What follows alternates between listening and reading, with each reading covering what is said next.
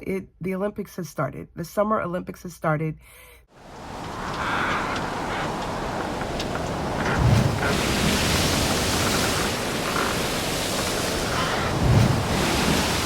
Hello. I hope you all are doing well today. I am Janine, and you are watching Janine Journeys in Books, where I talk about the books that I'm currently reading, how I am enjoying them, and hopefully you will find some recommendations for your fun reading time. So today is Monday, and I am a bit overdue with my videos, but y'all, the Olympics has started. The Summer Olympics has started. They started on Friday with the opening ceremony, and that has been a major distraction for me. So yes, I have been watching the Olympics, and if you are watching, I would love to know, what is your favorite Olympic sport? Please drop that in the comments. I've always been a track and field lover, so track and field is my absolute favorite Olympic sport to watch. But I'm telling you, what I've been watching so far, the gymnastics competition today has been amazing. The diving, the swimming that I've been watching so far has been great. So all of it I love to watch. So that's kind of been holding up my reading. But I've been getting some things done, and I've got some things on my TBR that I wanted to share with you today. So hopefully you will find some great recommendations. All right, so where am I? I'm just going to give a reading update. So usually at the beginning of the week, I give a reading plan, my weekly opener, what I'm planning to read for the upcoming week. And then on Fridays, I give a weekly wrap up of how far I got in my reading. But today is just going to be just a straight update. So where am I with my reading overall? So last night, I powered through finishing A Short Walk Through a Wide World by Douglas Westerbeke. This is the book of a young girl her and two sisters of hers, and they stumble upon this well, which they describe as a wishing well. But as this well is described in the book, it's a very uncharacteristic looking well. There's some strange features on it. But what the sisters decide to do is to sacrifice something, and again, I don't want that sacrifice term may be a bit strong. They're basically throwing something in the well because it's a wishing well. And the reason they're doing that is to hopefully make a wish that will bring about something positive happening in their world. So when I say sacrifice, I really mean that they're just giving up something that's special to them. It's not anything mystical or anything like that. They simply found this well, and they want to give up something that's important to them, meaningful to them, in the hope that their wish would come about. And the things they're wishing for are, for example, a woman that's pregnant, that her baby would be born healthy. There's a couple of other wishes that they have, but they're general good things to happen in the world that they live in. Well, one of the daughters, whose name is Aubrey, she refuses to give up her meaningful thing. She has this puzzle ball that she found. It's a wooden puzzle ball, but she doesn't want to put it in the well. And that night, when they get back home, things start to change for her, and her life from that point will never be the same. And essentially, she develops this disease where it's a very horrible, traumatic disease that she has. She essentially just starts bleeding from everywhere and really can't move. Everything freezes up. It's a paralyzing disease that she has. But if she stays in any one place for longer than about 4 days, this disease will set on her. Sometimes it's 2 days, sometimes it's 3 days, sometimes 4 days, but she's never been able to stay in any one place for more than 4 days. And also, so she has to start leaving. She has to start moving. She has to go someplace else, and then the disease will stop. The progression will stop. She'll stop bleeding. She'll be able to breathe, and everything goes back to normal. The other thing about this, though, is that she cannot go back to that place. So once she was in that place for that amount of time and then she leaves, she can't go back to that same place. She always has to go someplace new. So as you can imagine, this book was, 388 pages of her traveling. And she's recounting her travels. And given that she can't stay in any one place more than 4 days, she has a lot of adventures. She meets a lot of people. And overall, the book was well written. I appreciate the imagery. I appreciate the immense amount of research that must have been done to create these places that she went to all across the world, from all continents. Essentially, I can't remember. I think she did go to Antarctica, but I can't remember. But a lot of research went into describing these places that she went, the topography there, the agriculture there, the types of people that would have lived there, the languages spoken. So a lot of research went into creating this fictional work.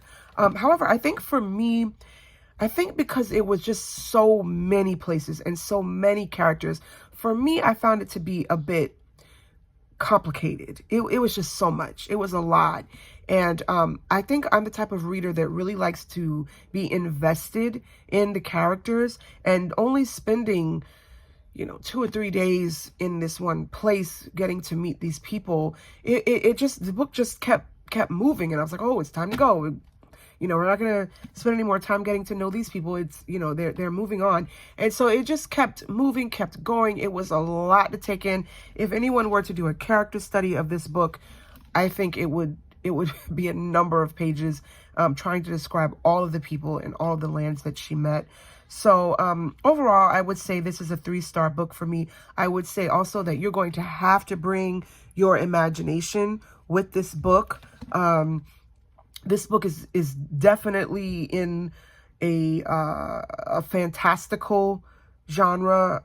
There's a lot of fantastical elements in this. Some things that are absolutely not believable, not realistic. So I would come, if you decide to pick this up, with your imagination, and allow it to be wide open to fully appreciate and enjoy those elements. Not necessarily magical, more fantastical.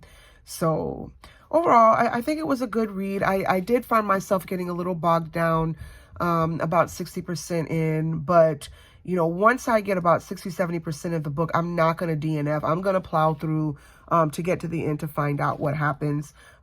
It was a lot. It's quite a bit contained in here. But overall, I think the book was well written. So this is A Short Walk Through a Wide World by Douglas Westerbeke, and that is the physical book that I finished yesterday. So that left me with where I am now. I am listening to an audiobook that I've been listening to since last week as well, and that is Ender's Game. And I'm going to put, because I am listening to it through Libby, on audiobook, I'm going to put the picture of the book on the screen. Ender's Game has been an enjoyable ride for me. Right now, I think I am almost 70% through the book, and it has been an enjoyable one. The science fiction has been great. I would definitely describe this more of military science fiction. It is a lot of conflict, battle, strategy. I like the wit. I like the creativity of the main character. I like how intelligent and resourceful he is. And just the strategizing that he does. So yeah, I do enjoy Ender's Game. There's another book that this is actually reminding me of. It's the gaming book that we're all familiar with, and it's been a while since I read it. But I'll put it up on the screen. That's the way this book is constructed, the way the strategizing, it reminds me of that book. And the main character also being basically a young kid who's having to figure out how to basically beat the system, or how to play the game. So Ender's Game is essentially about a young man who is in a futuristic society, a society which is in threat of being invaded by aliens.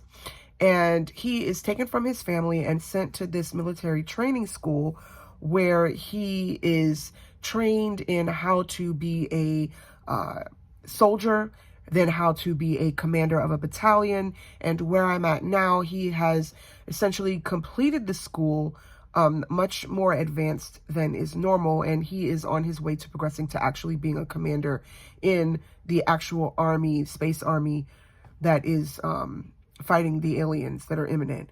So overall, I mean, the book is great. There is some language concerns in here I would warn about for those who may be interested in reading it. But the science fiction is great. I'm enjoying that. I'm enjoying the character development. You spend a lot of time with the characters, with two of the family members. You spend a lot of time in the mind of the character Ender, who's the main character. A lot of time in his mind. A lot of this book is about how to influence people. They're trying to develop these soldiers and trying to develop them in a way where they will be essentially fearless in battle. So they do a lot of strategic things in this school to basically manipulate their character and their will and their emotions. And that's discussed through the officers and the training staff that's kind of manipulating this whole game, if you will. So I really enjoy that psychological aspect of it. So I'll hopefully be done with Ender's Game by the end of the week. Like I said, I'm 70% in, and I probably should have that done, and I can give an overall general synopsis of what I think about it. So that left me with what ebook that I would consider reading for this week. And there were two that I was contemplating between. One of them was a cozy mystery. I think I mentioned to you that after I finished the nonfiction book that I kind of wanted something light. So I was looking for a cozy mystery, and I found one. It's called Death in Darjeeling. And I don't know. It's a type of tea. The Darjeeling tea. Death by Darjeeling by Laura Childs. So I started that one. It was a cozy mystery based on a tea shop owner in a tea shop. The only thing that I kind of put that one to the side because it's based in Charleston, which is where I grew up. And I felt that it was just a bit overdone. And this is for me, my personal opinion. I was only 10% in the book, and I felt like by 10% in, she had already mentioned like almost all of the major landmarks in Charleston. And I just felt like it was just overdone. You know, when I'm exploring a setting in a book, I like to explore and find and learn about the setting over time as the character moves throughout the setting. Just like every major historical landmark or notable place in Charleston was mentioned in the first like 10% of the book, and I'm like, whoa, this is a lot. It just felt overdone. It felt like it was just trying too hard, you know, to instead of letting the setting develop naturally. So I put that one to the side, and I came across something that I hadn't picked up in a while, but I'm really excited about trying something new I haven't discussed yet on my channel, and that is a biblical fiction book. So let's talk about that. So Christian fiction, I think I mentioned that I do enjoy, but I draw a line between Christian fiction and biblical fiction. My personal thoughts on that. So Christian fiction to me is basically any kind of inspirational story. Maybe the character is a Christian, maybe some elements having to do with God or faith are brought about in the book. Biblical fiction, though, to me, is where an author takes a story directly from the Bible and kind of creates a fictional but realistic story around that biblical event. And one of my favorite biblical fiction writers is Mesu Andrews. I was introduced to her several years ago by one of my life mentors. Gave me her book Isaiah's Daughter, and when I first got it, I was like, you know, I was kind of on the fence about Christian fiction. I hadn't read a lot of it because honestly, I just didn't want it to be too too predictable, too obvious, basically too corny. I mean, I wanted it to be a well-written book that just wasn't full of a bunch of cliches. And so I was given Isaiah's Daughter, and I absolutely loved it. And the reason I loved it is because Miss Andrews absolutely does her research. She does her research on the Bible history, on the culture, on the landmarks of the region. I mean, it's not just a story. It's a story rooted in fact. But she takes some creative liberties with things that are plausible, things that actually could have happened. So she's not changing the Bible. She's not changing what happened. But, for example, she makes it come alive in a sense. So that's what I really appreciate. Isaiah's Daughter was the first one that I read years ago. Enjoyed that one. And so I decided, for a change of pace, to go back and see what Miss Andrews has written, what else she had written, and I decided on The Pharaoh's Daughter. That one had a lot of great reviews, and essentially it's talking about Pharaoh's daughter who found Moses in the bulrushes, and it's starting with her life as a young girl, understanding Egyptian history, Egyptian culture, what her life may have been like as a young girl and progressing into teenage life, womanhood, to the point where she finds Moses, and I'm not sure how far beyond that it goes, but that is in essence the synopsis of the book. So I am really excited. I've started that one. I am 6% in, so I'm just getting into it, but I am enjoying it already. So that is The Pharaoh's Daughter by Mesu Andrews. And if I happen to finish The Pharaoh's Daughter this week, which when I read Isaiah's Daughter, it was fast-paced. I mean, she kept the action going. It wasn't anything that got stalled. So I'm hoping The Pharaoh's Daughter will be the same way. If I happen to finish The Pharaoh's Daughter, I stumbled across another book, which I found through another booktuber here on YouTube, and I will link her channel down below. But the book was described as being a mix of Christian fiction and science fiction, which I was like, wow, that's really up my alley right there. And this one is called The Skin Map by Stephen Lawhead. I'm going to put the picture on the screen as well. This one is about parallel universes, time traveling, and the explorer who's able to do this time traveling, navigating through these worlds, tattoos a map of where he went and how he got where he went. He tattoos this map on his body. And this is the first in a series. The series is called the Bright Empire series. It's an epic treasure hunt, ancient history, alternate realities, cutting-edge physics, philosophy, and mystery. So when I found out what the general topic and genre of this was, I was like, yes, I have to get my hands on this. I have the ebook now in Libby, so I am really hoping that I can get through the books that I have on my list.